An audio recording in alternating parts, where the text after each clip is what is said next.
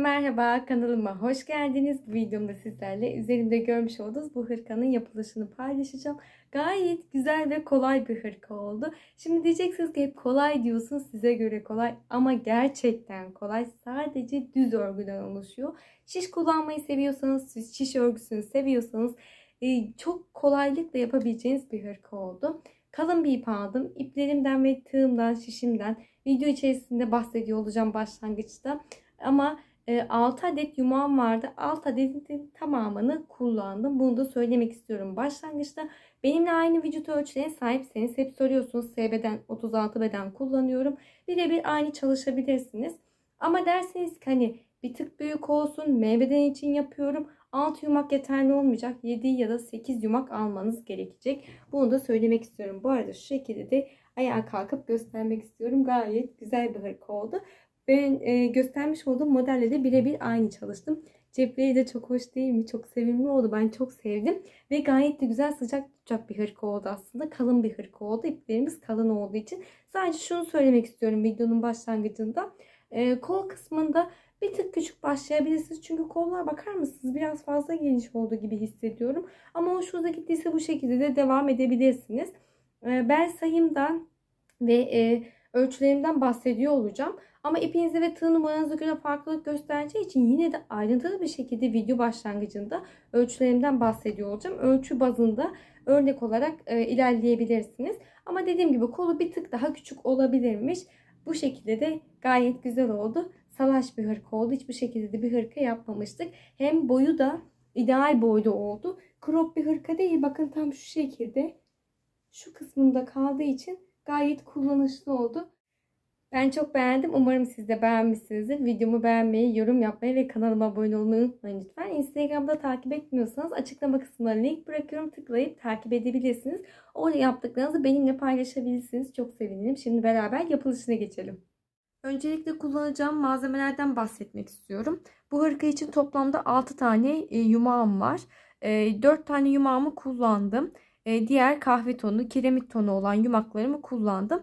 Onlara ihraç fazlası ip tercih ettiğim için ismini sizinle paylaşmayacağım. Zaten birebir aynısı bulamayabilirsiniz. Ama yeni almak istiyorsanız bakın diğer iki rengimi Alize Superlana Maxi kullanacağım. %25 yünlü. 100 gram 100 metre uzunluğunda. Elimde 2 adet var. Dediğim gibi 4 tane de diğer rengimden vardı. Toplamda 6 tane yumak yeterli olacağını düşünüyorum. Yine video sonunda ne kadar kullandığımdan da bahsediyor olacağım. 8 numara şiş kullanacağım. Şimdi beraber başlangıcımızı yapacağız ama başlangıcımızı yapmadan önce sırt kısmı, bir tane ön gövde kısmını ve bir tane kol kısmını tamamladım ben. Sayılarımdan ve ölçülerimden kısaca bahsetmek istiyorum. Daha sonrasında beraber başlangıcımızı yapalım. Çünkü sırt kısmını tekrar bir başlangıç yaparak göstermeyeceğim. Çünkü modelimiz dümdüz ilerliyor. Farklı bir noktası yok. Ön kısmı iki parça halinde ulaşıyor ve kol kısmında ise yine dümdüz aynı şekilde başlangıç yapıp öreceğiz. Önlerde düz ilmek, arka kısmına ters ilmek yaparak devam ediyoruz. Modelimiz düz bir model. Başta da söylediğim gibi. Sırt kısmında 60 tane ilmek çekerek başlangıç yaptım. 60 tane ilmek benim için yeterli oldu. S beden 36 beden kullanıyorsanız sizin için de yeterli olacağını düşünüyorum. Birazcık da böyle hırka büyük, oversize dursun istiyorsanız benimle aynı sayılarda başlangıç yapabilirsiniz. Şimdi şu şekilde ölçülerimden de bahsetmek istiyorum. Sizlere fikir olması açısından. Çünkü ipiniz farklı olursa eğer sayılarınızda da farklılık olabilir. Şu kenar kısımları birazcık kıvrılıyor şu anda. Şöyle elimden geldiğince düzeltip ölçeceğim. 52 santim genişliğinde. Boyu ise 48 santim. Dediğim gibi 60 tane ilmek çekerek başlangıcımı yaptım. Şu şekilde yaptım. 72 sıra boyunca örgüme devam ettim. 72. sıramda kesme işlemi yaptım. Ve bu şekilde sırt kısmımızı tamamlamış oldum.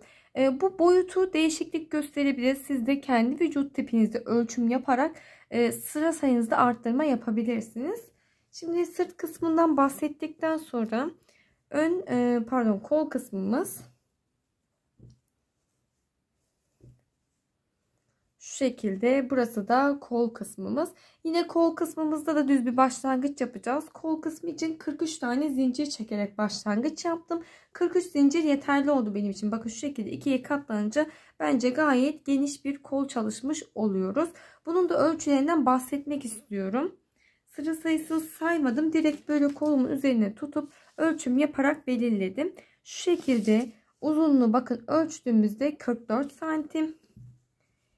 Genişliğinden bahsetmek istiyorum. 38 santim eni. Katlandığında da bu şekilde oluyor. Bence yeterli ölçüde. Yine de gözünüze küçük gelirse arttırma yapabilirsiniz. Dediğim gibi sıra sayısını sayarak ilerlemedim. Ölçümü de sizlerle paylaştım. Yine de kolunuza bir deneme yaparsanız daha iyi sonuçlar elde edebilirsiniz. Sonra ön gövde kısmı. Bunda da dümdüz bir parça öreceğiz. Zaten beraber bir başlangıç yapacağız. Daha sonra kesme işlemini de gösteriyor olacağım. Yine aynı şekilde kol içinde bir başlangıç yapacağız. Küçük devamında kesme işlemi yaparak tamamlayacağız. Burası da bizim ön gövde kısmımız. Şimdi sırt kısmında 60 tane ilmek çekerek başlangıç yapmıştım. Ön kısmında 30'a 30 değil, bir boyun oyuntusu kısmı için birazcık bırakmamız gerekiyordu. İlmek bırakmamız gerekiyordu. O yüzden 25 ilmek olarak başladım. Ön gövde kısmı için 25 ilmek atarak başlangıcımı yaptım. 5 tane sağ taraftan 5 tane sol taraftan ilmek bıraktığımda boyun oyuntusu için 10 tane ilmek bırakmış olacağım toplamda. Bence yeterli oldu. Çünkü burayı sabitleme işlemi yaparken zaten tamamını dikmeyeceğiz. Şöyle küçük bir boşluk bırakacağımız için boyun kısmı için yeterli bir ilmek sayısı bıraktığımı düşünüyorum. Yine 78 sıra boyunca gittim. Sırt kısmındaki gibi 78. sıramda kesme işlemi yaparak tamamladım. Ölçülerimden bahsetmek gerekirse bakın şu şekilde ölçtüğümde 47 santim. Eni de 22 santim. Ölçülerim bu şekilde. Şimdi öncelikle ön kısmının başlangıcını yapalım. Sırt kısmını ben kahverengi tercih ettim. Koyu tercih ettim. Dilerseniz açık renkte yapabilirsiniz. İşte ön gövdemizin bir parçası yine koyu renk oldu. Kolumuzun bir kısmı bir tanesi koyu renk oldu. Şimdi bir tane kolumuzu açık renk ve bir tane gövde kısmımızı açık renk yaparak tamamlayacağız. Açık renk başlangıçlarımızı beraber yapacağız. Az önce de söylediğim gibi. Elimde misinalı şiş olmadığı için ekrana sığdırabildiğim kadarıyla göstermeye çalışacağım. Şu şekilde. Şimdi öncelikle ön gövde kısmıyla başlangıç yapacağız. 25 tane ilmek çekeceğimiz için az bir miktarda ip ayırmamız yeterli oldu. Herkesin ilmek atma şekli farklı olabilir. Benim bu şekilde kolayıma geldiği için attığım şekilde sizlere göstermek istiyorum. Onun dışında siz farklı bir şekilde ilmek atıyorsanız istediğiniz gibi, alıştığınız gibi ilmek atarak başlangıç yapabilirsiniz. İki ipin ortasına bakın şu şekilde parmaklarımı yerleştirdim. Üzerine atıp şöyle bir halka yapıyorum. Bunu da direkt şişe takıp sıktım. Burası yumaktan gelen kısım, parmağıma doladım. Burası da ayırmış olduğum ipim. Devamında şu şekilde parmaklarımı içerisine geçirip yumaktan gelen ipin üzerine atıyorum. Onu da şişime takıp diğer ipimi çekerek ilmeğimi oluşturdum. Parmağımı doladım. Bakın bu şekilde bir halka yapıyorum. Yumaktan gelen ipi tutuyorum. Şişe taktım. Çekerek ilmeğimi yaptım. Parmağımı doladım. İlmeğin üzerine attım. Yumaktan gelen ipi şişime takıp diğer ipimi çekerek ilmeğimi oluşturdum. Bu şekilde 25 tane ilmek olana kadar devam ediyoruz. 25 tane ilmeğe ulaştım. Sondaki ipimi tutup bir tane düğüm atarak ilmek toparlamamızı artık kapatmış olduk. Şimdi diğer şişimi elime aldım. İlk ilmeğimden bakın şişimi geçiriyorum. İpim arkada, arkadan çekerek düz ilmek yaptım birinci ilmeğimi. İkinci ilmeğimden şişimi geçirdim. İpim arkada, arkadan çekip düz ilmek yapıyorum. Şunu da tekrardan söylemek istiyorum. Genelde videolarımda bahsediyorum. Benim ilmek alışlarım, ilmek çekme şeklim birazcık farklı. Bunun modelle hiçbir alakası yok. Benim alışma şeklimden kaynaklı bir şey. Ben de burada siz söyledikçe fark ettim farklı bir şekilde ördüğümü. Dediğim gibi modelle hiçbir alakası yok. Siz nasıl ilmek alıyorsanız, nasıl örüyorsanız o şekilde ilerleyin. Ben de elimden geldiğince sözlü anlatmaya çalışıyorum. Şişimi geçiriyorum ilmeğimde. İpim arkada, arkadan çekip düz ilmek yaptım. Şişimi geçirdim. İpim arkada, düz ilmek yapıyorum. şişimi geçirip ipimi arkada çekerek düz ilmek yapıyorum ve sıra sonuna kadar bu şekilde devam ediyorum. Son bir tane ilmeğim kaldı. Şişimi geçirdim. İpimi arkadan çekip düz ilmek yaparak sıramı tamamlamış oldum. Örgümüzün arka kısmına dönüyoruz şimdi. Arka kısmında önde düz ilmek yapmış olduklarımız arka kısmında ters ilmek olarak gözüküyor. O yüzden ters ilmek yaparak devam edeceğiz.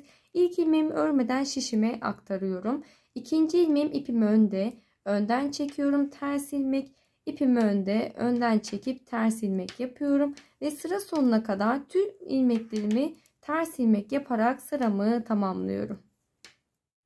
Sıramı tamamladım, geldim örgümün ön kısmındayım. Ön kısmında ilmeklerim düz ilmek. İlk ilmeğimi örmeden şişime aktarıyorum. İkinci ilmeğim düz ilmek, şişimi geçirdim. İpim arkada çekiyor ve düz ilmek yapıyorum. Şişimi geçirdim. İpimi arkadan çektim, düz ilmek. Şişimi geçiriyorum. İpimi arkadan çekip düz ilmek yapıyorum. Yine sıra sonuna kadar tüm ilmeklerimizi düz ilmek yaparak devam ediyoruz.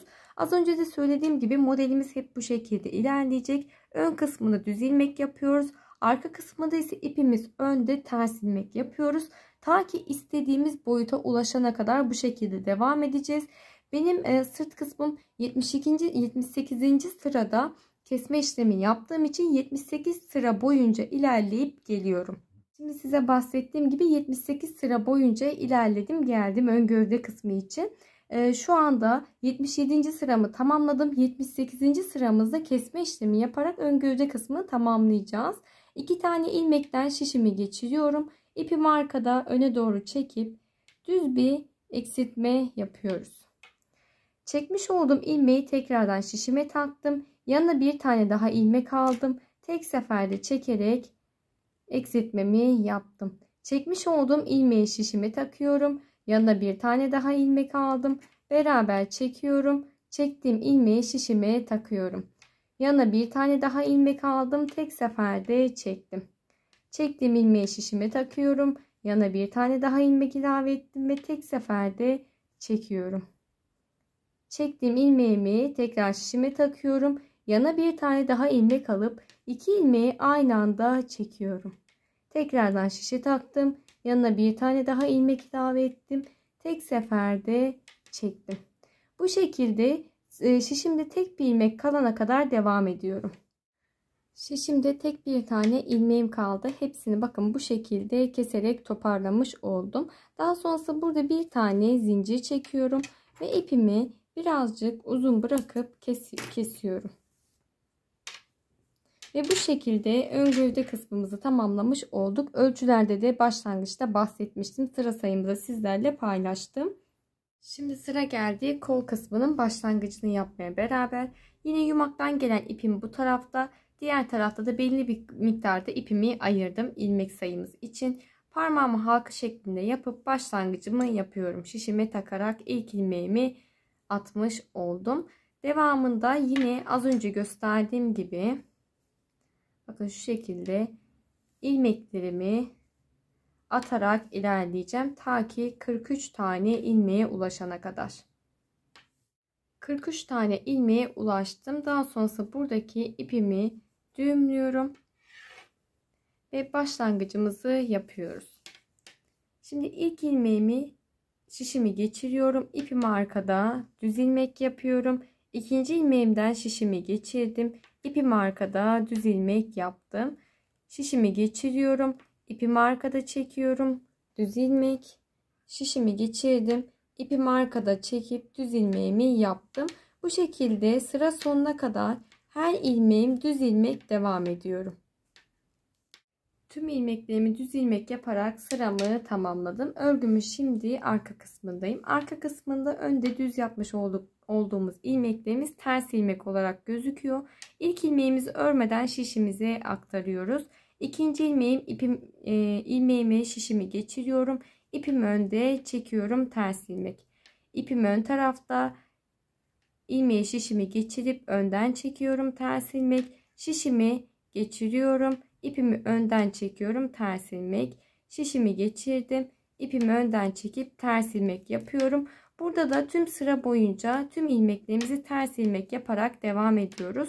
Aynı gövde kısmında yaptığımız gibi arka kısmında ters ilmek, ön kısmında düz ilmek yaparak ta ki istediğimiz kol uzunluğuna ulaşana kadar devam ediyoruz. Şimdi kol kısmı için yeterli uzunluğa ulaştım. Bakın bu şekilde. Ölçülerimden başlangıçta bahsettiğim için tekrardan bahsetmeyeceğim. Şimdi beraber kol kısmımızın kesme işlemine başlayalım. Ve kol kısmımızı artık tamamlayalım keserek. Şurada ilmeğimi düzeltmem gerekiyor. Şöyle. 2 tane ilmekten şişimi geçirerek başlangıcımı yapıyorum. İpimi arkada tek seferde çektim bir tane ilmek olarak. Çekmiş olduğum ilmeği tekrardan şişime taktım. Yanına bir tane daha ilmek alıyorum. İkisini aynı anda çekiyorum. Çekmiş olduğum ilmeği şişime taktım. Yanına bir tane daha ilmek aldım. Tek seferde çekiyorum. Çektiğim ilmeği şişime takıyorum. Yanına bir tane daha ilmek alıp tek seferde çektim. Çektiğim ilmeği şişime taktım. Yanına bir tane daha ilmek alıyorum. Tek seferde çekiyorum. Çektiğim ilmeği şişime taktım. Yanına bir tane daha ilmek alıp tek seferde çekiyorum. Bakın şişime takıyorum. 2 tane ilmekten şişimi geçirip tek seferde çekerek toparlama işlemimi bu şekilde hep devam ediyorum. Ta ki şişimizde tek bir ilmek kalana kadar. Şişimde sadece bir tane ilmeğim kaldı. Bir tane zincir çektim. İpimi birazcık şöyle uzun bırakıp kesiyorum. Ve artık kol kısmımızı bu şekilde tamamlamış olduk. Şimdi sıra geldi bu şekilde motiflerimizi yapmaya. Ben bir tanesini yaptım geldim. İkincisinin başlangıcını beraber yapacağız. Zaten bilmediğimiz bir motif değil. Daha önce birçok kez çalıştık. Yine kısaca bahsetmek istiyorum. Burada arada bakın fark ettiyseniz krem renk, beyaz renk ekledim. Daha da böyle kendini gösterebilmesi için modelde de bu şekilde açık renk ilave edilmişti. O yüzden ben de araya bir tane açık renk ilave ettim. Sadece cepteki kullanmış olduğum motife ilave ettim. Diğer türlü iki renk olarak hırkamızı tamamladık biliyorsunuz. Şimdi ipimin ortasına tığımı yerleştirdim. 2 kez döndürüyorum. Tığın ucuna ipi takıp içerisinden çekip halkamı yapıyorum. 2 tane zincir çektim. Tığım üzerine ipimi bir kez aldım. Halkanın içerisine döndüm. 2 seferde çekerek ikili trabzanımı yaptım. Tığım üzerine ipimi bir kez aldım. Halkanın içerisine döndüm. 2 seferde çekerek ikili trabzanımı yapıyorum. Bir tane zincir çektim. Tığım üzerine ipimi bir kez aldım. Halkanın içerisine döndüm. 2 3 tane ikili trabzan yapıyorum. Bir tane zincir çektim. Tığım üzerine ipimi bir kez aldım. Tekrardan halkanın içerisine dönüyorum. 2 3 tane ikili trabzanımı yaptım. Bir tane zincir çektim. Tığım üzerine ipimi bir kez aldım. Tekrardan halkanın içerisine döndüm. 2 3 tane ikili trabzanımı yaparak birinci sıramı tamamlamış oldum. Son bir tane zincirimi çektim. Burada halkamızı kapatıyoruz. Hemen şöyle ipimi arkaya çektim. İyice çekerek kapatıyorum boşluk kısmını. Daha sonra tığımı herhangi bir yerden geçirdim arka kısmından. İpimi çekip buraya düğümlüyorum ki daha sonra orta boşluk kısmında genişleme olmasın diye şu şekilde düğümledik. Tekrardan ilmeğimi tığıma aldım. 2 zincir çekerek başlangıç yaptığım noktadan ikinci zincirimin içerisinden tığımı geçirdim. İpimi çektim. İlmeğimi içerisinden geçirerek ilmek yürütmemi yaptım. Yandaki ikili trabzanın tepesinden tığımı geçiriyorum. İpimi çekip ilmeğimi içerisinden geçirdim. Orta bir zincir çekerek boşluk yaptığımız kısımdan tığımı geçirdim. İpimi çekip ilmeğimi içerisinden geçirerek ilmek yürütmemi yaptım. Boşluk kısmına kadar gelmiş olduk. Burada renk değişikliğine gidiyoruz. Hemen dibinden bir bağlama yapacağız. Şu şekilde ipimi aldım, ikinci rengimi. Hemen bakın diğer ip ile dibinden şöyle sık bir şekilde düğümlüyoruz. Daha sonrasında ipimizi keselim. 1 2 tane zincir çekerek diğer rengimin başlangıcını yapmış oldum. İkinci sıramızın başlangıcını yapıyoruz. Tığımızı ipimi bir kez aldım. Boşluğa döndüm. Bir tane ikili trabzan yaptım. Tekrardan aynı boşluğa döndüm. Bir tane daha ikili trabzan yaptım. Zincirle beraber saydığımda 1, 2, 3 tane ikili trabzan yapmış olduk. Bir tane zincir çektim. Tığımızı ipimi bir kez aldım. Tekrardan aynı boşluğa dönüyorum. 1, 2, 3 tane ikili trabzan yapıyorum. Şimdi arada hiç zincir çekmeden tığımızı ipimi bir kez aldım. Direkt bakın diğer boşluğa atlıyorum. 1-2 seferde çekerek bir tane ikili trabzan yaptım. Tekrardan aynı boşluğa döndüm. 2, bir kez daha 3 tane ikili trabzanımı yaptım. Bir zincir çektim. Tığımızı ipimi bir kez aldım. Tekrardan aynı boşluğa dönüyorum. 1, 2, 3 tane ikili trabzanımı yaptım. Bunlar bizim kenar kısımlarımız. Hiç zincir çekmeden tığımızı ipimi bir kez aldım. Yandaki boşluğa atlayıp bir tane ikili trabzan yapıyorum. Devamı da aynı şekilde devam ediyoruz. Şimdi son boşluğuma da 3 tane ikili trabzan, bir zincir, 3 tane ikili trabzanı yaptım. 2 zincir çekerek başlangıç yaptığım noktadan tığımı geçirdim. İpimi çekip ilmeğimi içerisinden geçirerek ilmek yürütmemi yapıp ikinci sıramı bu şekilde tamamlamış oldum. Yandaki ikili trabzanın tepesinden tığımı geçiriyorum. İlmeğimin içerisinden geçirdim. Yandaki boşluğun içerisinden tığımı geçirdim. İpimi çekip ilmeğimi içerisinden geçirerek boşluk kısmına kadar ilmek yürütme yapmış olduk. Şimdi yine burada renk değişikliğine gidiyoruz. Hemen şöyle dibinden bağlayacağım.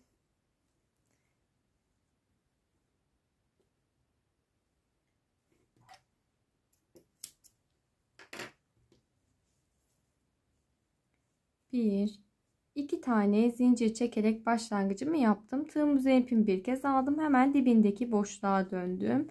Bir, iki tane ikili trabzan yapıyorum. Zincirle beraber 3 tane ikili trabzan yapmış olduk. Bir tane zincir çektim. Tığımızı ipimi bir kez aldım. Tekrardan aynı boşluğa dönüyorum. 1, 2, 3 tane ikili trabzan yapıyorum. Tığımızı ipimi bir kez aldım. Yandaki boşluğa atlıyorum. 1, 2, 3 tane ikili trabzan yaptım. Hiç zincir çekmeden tığımızı ipimi bir kez aldım. Yandaki boşluğa atlıyorum. Kenar kısmımıza geldik. Bir tane ikili trabzan yaptım. Devam ettim. 2, 3 tane ikili trabzan yapıyorum.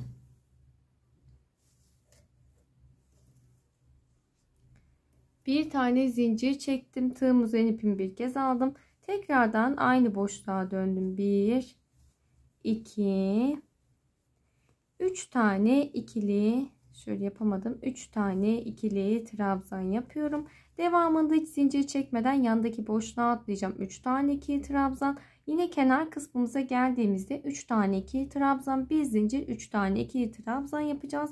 Hep bu şekilde sıramızı tamamlayıp geliyoruz.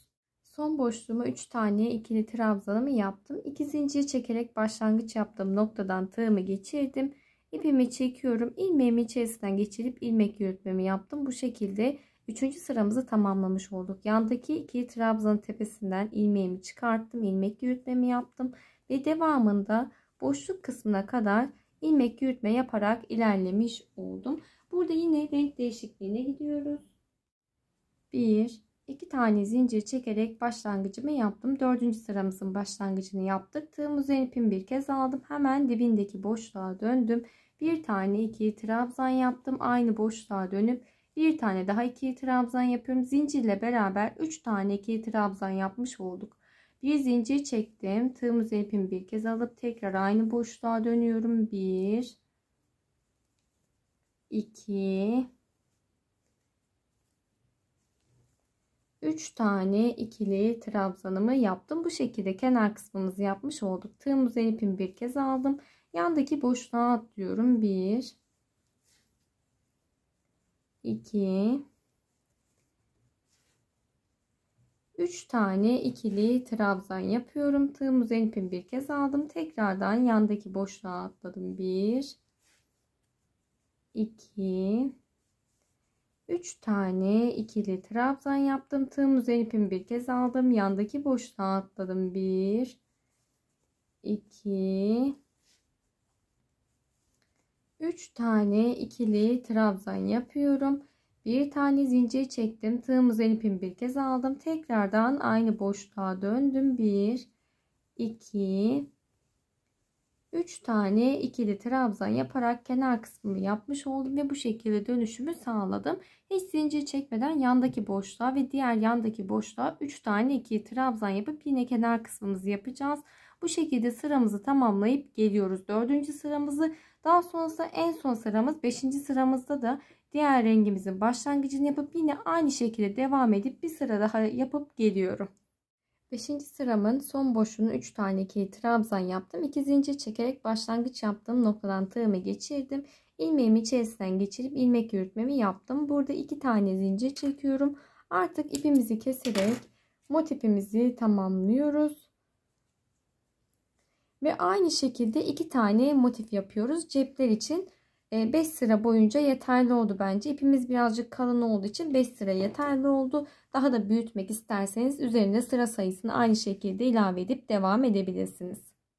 Şimdi tüm parçalarımızı tamamlayıp geldikten sonra sırt kısmını yerleştirmesini yapıyoruz. Bakın burası iç kısmı, ters örgü yaptığımız kısım. Dış kısmında ise düz örgü yaparak tamamlamış olduğumuz kısmı ve kesme işlemi yapmış olduğum kısım en üst kısmı.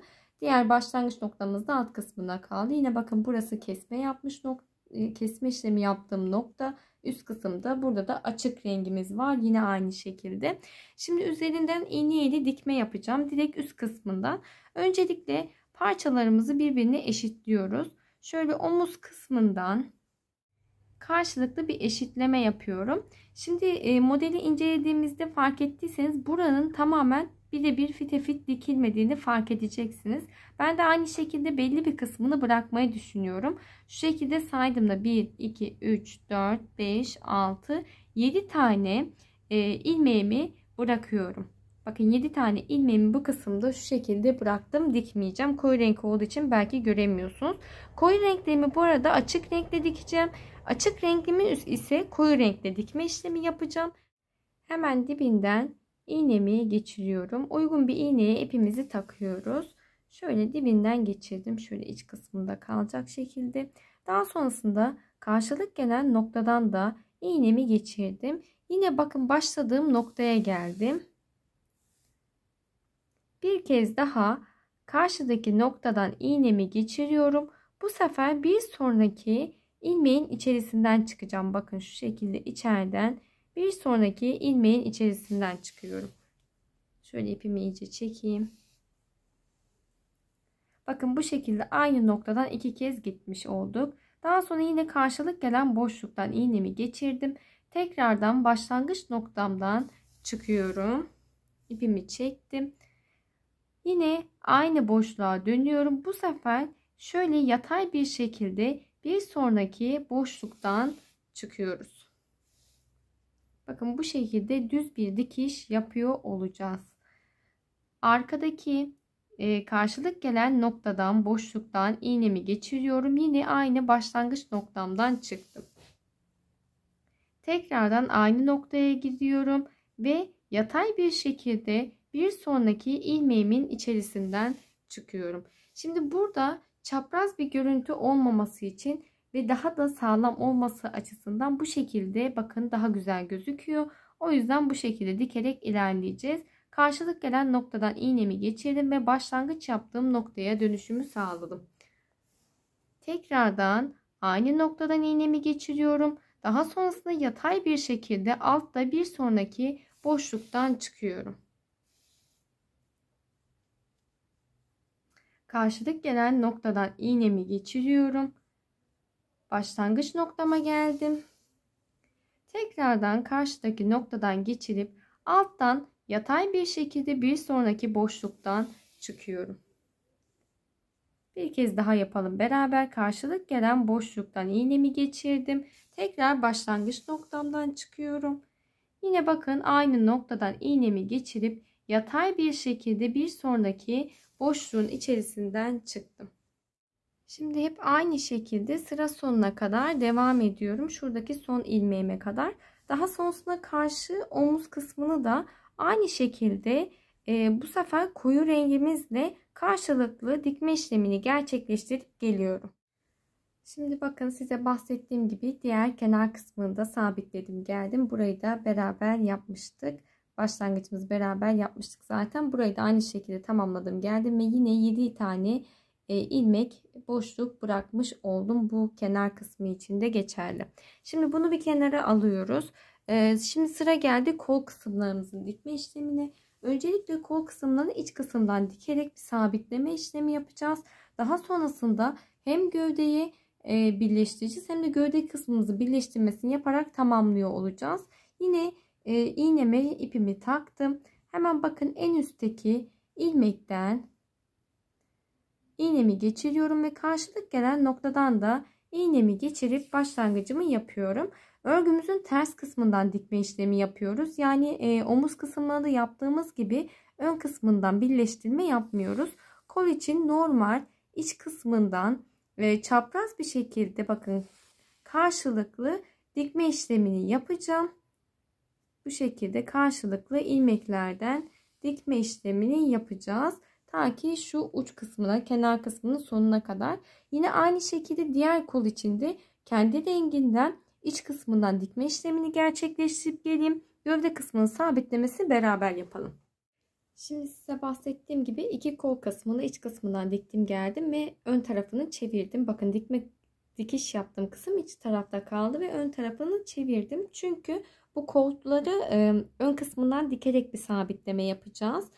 O yüzden ön kısmını çevirmiş olmanız gerekiyor. Bakın diğer kolumuz da bu şekilde.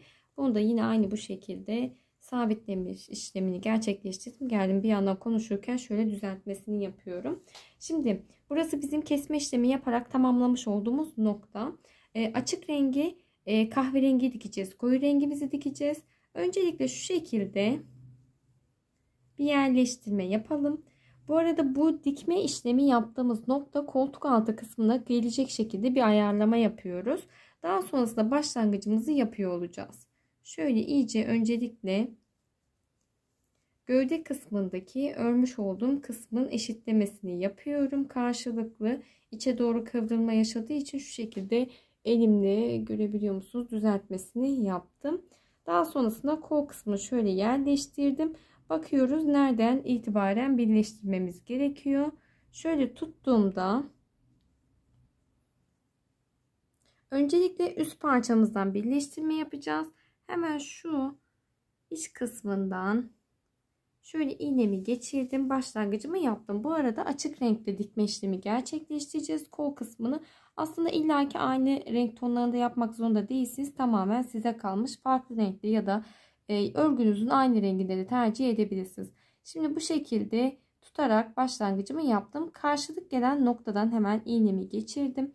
Ve alt tarafta yine kahverengi noktadan da karşılık gelen noktadan iğnemi geçirip şöyle bir sabitleme işlemi yapıyorum ki kol kısmı nereye dikeceğimizi belirlemiş olalım diye. Daha sonrasında şöyle arka kısmını döndürmüş oldum. Çünkü kahverengi kısmından çıkış yaparak arka kısmından başlamam gerekiyor. Oradan çıkış yaptım çünkü. Daha sonra şöyle ipimi tutuyorum. Hemen bir sonraki ilmekten iğnemi geçirdim ve tekrardan ipimin olduğu noktadan çıkışımı yaptım. Aynı omuz kısmındaki gibi bir dikme işlemi yapacağız. Karşılıklı dikme işlemi yaptığımız noktadan dümdüz gözüküyor olması gerekiyor. Daha sonra şöyle yandaki ilmeğime geçiyorum.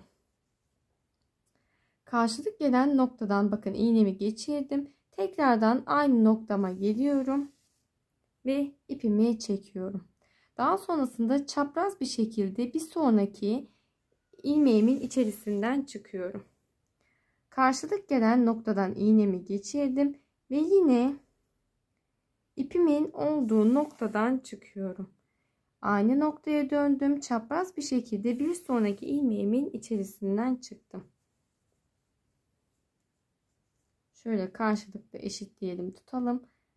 Şöyle bir sonraki ilmeğimin içerisinden çıkıyorum. Tekrardan bakın aynı noktaya dönüyoruz ve çapraz bir şekilde bir sonraki ilmeğimin içerisinden çıkıyorum. Şimdi bu kenar kısımların iç kısma doğru dönme işlemi yaşadığı için birazcık ilmeklerimizi sürekli düzelterek dikmemiz gerekiyor. Şöyle tekrardan aynı noktadan çıkıyorum. Bakın bu şekilde karşılıklı düz bir şekilde dikeceğiz. Şimdi diğer tarafta bakın gövde kısmındaki ilmeklerimiz ilk ilmeğimizi örmeden şişimize aktarma yaptığımız için birazcık büyük duruyor. O yüzden aynı ilmeğin içerisinden 2 kere çıkmış gibi oluyoruz. Bakın bu şekilde aynı ilmeğin içerisine 2 kez dönme işlemi yaşıyorum. Çünkü kol kısmındaki ilmeklerimiz o kadar büyük değil. O yüzden aynı ilmeğin içerisine dönme yapıyorum. Burada önemli olan her sırada farklı ilmek değil de karşılık gelen boşluklarda dikme işlemimizi gerçekleştirebilmek ve çapraz değil de düz bir dikiş sağlamak. Şimdi bu şekilde tüm kol kısmını şu başlangıç noktama kadar sabitleyip geliyorum. Ve bakın başlangıç noktama kadar dikme işlemi devam ederek tamamladım.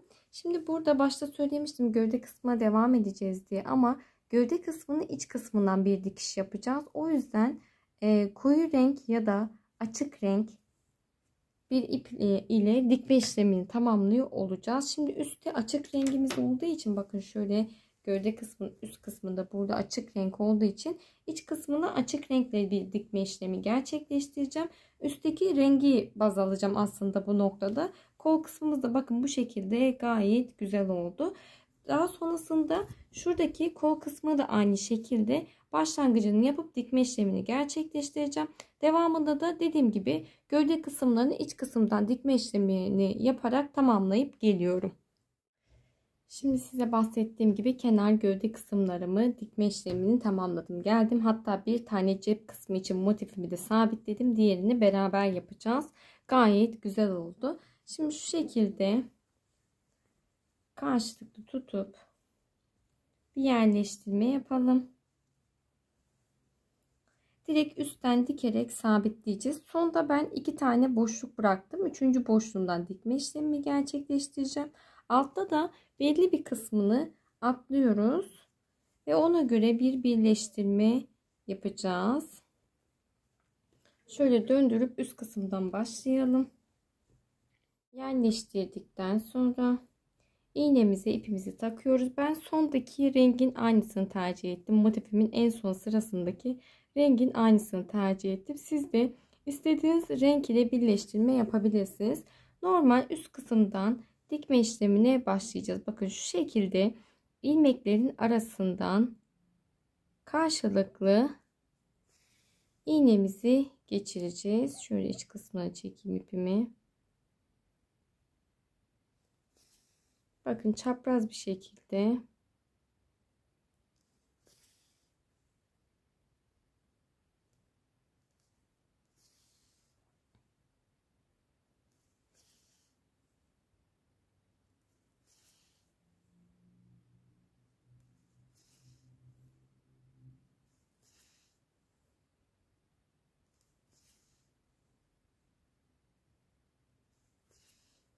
bakın hep aynı şekilde karşılıklı boşluklardan iğnemi geçirip dikiyorum. Şimdi kenar kısmının sonuna kadar geliyoruz. Şöyle ilerledim. Altta koyu renk olduğu için diktiğimiz kısımlar belli oluyor. Açık rengin üstünde çok fazla belli olmuyor. Aynı renk tonunda dikme işlemini yaptığımız için. Daha sonrasında da yine aynı şekilde devam ediyoruz. Bakın dönüşümüzü sağlıyorum. Alt kısmındaki boşluklardan dikerek düz bir şekilde ilerleyeceğiz. Ve bu şekilde motifimin şu son kısmına kadar devam ediyorum. Ve bu şekilde motiflerin de dikme işlemini tamamladım ve tüm dikme işlemlerimizi de tamamlamış olduk. Şimdi kenar kısımlar için bir sıra boyunca örgüyü gideceğiz. Daha düzgün bir görüntü elde edebilmek için. Ama şu şekilde bir şey var. Sonuçta 2 renkli bir hırka yaptık. Açık rengin üzerine koyu renk gideceğiz. Koyu rengin üzerine açık renk gideceğiz. O yüzden ben de hani şu şekilde düşündüm. Sırt kısmımız koyu renk olduğu için sırt kısmından bir başlangıç yapacağım. Şu şekilde buradan başlayıp ön kısmı, daha sonra yaka kısmı ve sırt kısmı giderek tamamlayacağız. Daha sonra şu açık renk kısmımızı da koyu renk giderek tamamlıyor olacağız. O yüzden ilk elime açık rengimi aldım. Bir tane zincir çekerek başlangıcımı yapıyorum. Hemen bakın, ilk koyu renk birinci boşluğumdan tığımı geçirdim. Bir tane sık iğnemi yapıyorum. Aynı boşluğa döndüm. Bir tane sık iğnemi yaptım. Bir tane zincir çektim. Yandaki boşluğa atladım. Bir tane sık iğne yapıyorum. Bir zincir çektim. Yandaki boşluğa atlıyorum. Bir tane zincir çekip yandaki boşluğa atlıyorum. Burada direkt boşluk kısımlarına batıyorum. İlmeklerin içerisine değil, boşluk kısımlarına batma işlemi yapıyorum. Zincir çekmezsem çok fazla kasma işlemi olacak. Kasacak yani örgümüz. O yüzden arada bir tane zincir çekip bir tane sık iğne yapıyoruz. Bakın, direkt boşluğa batıyorum. Sık iğnemi yaptım. Bir tane zincir çektim. Boşluktan tığımı geçirip sık iğnemi yaptım. Bir zincir çekip boşluktan tığımı geçirip sık iğnemi yaptım. Şimdi şuradaki kenar kısmına kadar ilerleyeyim. Birleştirme noktamıza kadar, devamını da beraber yapalım. Şimdi birleştirme noktamıza kadar geldim. Bir tane zincirimi çektim. Hemen diğer tarafa atlıyorum. Birleştirme noktamıza batma işlemi yapmıyorum. Şimdi şunu da söylemek istiyorum. İpinizden dolayı kaynaklı marullaşma yapabilir. Marullaşma yaparsa, mesela şu an bakın ön kısmındaki ilmeklerimizde, bakalım, marullaşma yapıyor gibi hissederseniz eğer, arada zincir çekmeden sık iğneler yapın. Ben o şekilde denediğimde kasma yaptı, toparladı hırka kendini. O yüzden arada bir tane zincir çekerek sık iğne yaptım. Bunu da söylemek istiyorum. Yani çok böyle bir marullaşma, bollaşma hissederseniz, hırkanızın yapısında bozulma hissederseniz, arada zincir çekmeden sık iğne yapabilirsiniz. Sizinle bir yandan konuşurken bakın, tüm boşluklara batarak ilerleme işlemime devam ediyorum. Yine aynı şekilde ilerliyoruz. Farklı bir şey yok. Hemen şuradaki kenar kısmına kadar devam edeyim. Şimdi kenar, bakın, sık iğneme batma işlemimi yaptım. Aynı noktaya bir tane daha sık iğne yapıyorum. Zincir çekmeden şu şekilde dönüşümüzü sağlamış olduk. Bir tane zincirimi çektim. Yandaki boşluğa atlayıp sık iğnemi yaptım. Artık hırkamızın gövde kısmına dönüşümüzü sağlamış olduk bu şekilde. Yine devamında az önce de söylediğim gibi farklı bir şey yok. Her boşluktan tığımızı geçirip bir tane sık iğne yaparak devam ediyoruz. Şimdi boyun kısmına kadar ilerledim. Boyun kısmında son sık iğnemi yaptım. Son boşluğuma, diğer boşluğuma, bakın tam kenardaki uç boşluğuma hiç zincir çekmeden bir tane sık iğne yaptım. Aynı boşluğa bir tane daha sık iğne yapıyorum. Ve üst kısma doğru dönüşümüzü sağlamış olduk. Bir tane zincir çektim. Yandaki boşluğa atlayıp sık iğnemi yapıyorum. Bir zincir çekip yandaki boşluğa atlayıp sık iğnemi yapıyorum. Ve bu şekilde bakın devam ediyorum hemen.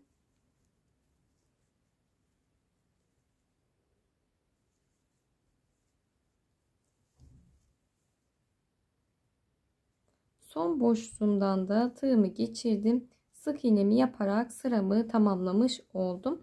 Daha sonrasında sırt kısmına geçiş yapacağım. Burada bakın dikme işlemi yaptığımız nokta var. Oraya herhangi bir batma işlemi yapmadan ve arada zincir çekmeden direkt sırt kısmına atlayıp bir tane sık iğnemi yaptım. Daha sonrasında bir tane zincir çektim. Yandaki boşluğa atlayıp sık iğnemi yapıyorum.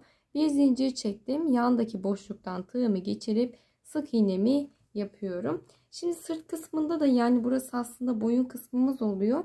Yine aynı şekilde devam ediyoruz. Şuradaki birleştirme noktama kadar devam ediyorum.